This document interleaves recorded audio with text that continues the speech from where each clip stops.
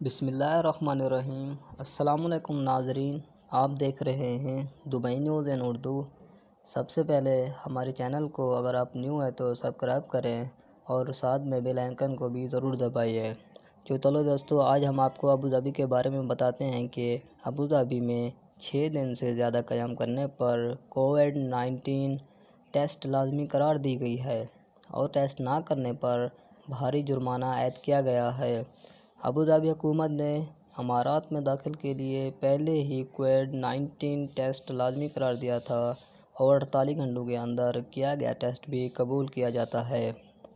Abu Dhabi انتظامیہ کی جانب سے ایک اعلامیہ جاری کیا گیا ہے کہ جس کے مطابق ابوظہبی میں باہر سے آتے افراد جو 6 دن سے زیادہ رہائش اختیار کرتے ہیں ان کے لیے ضرورت ہے کہ 6 دن بعد کرونا وائرس ٹیسٹ کریں۔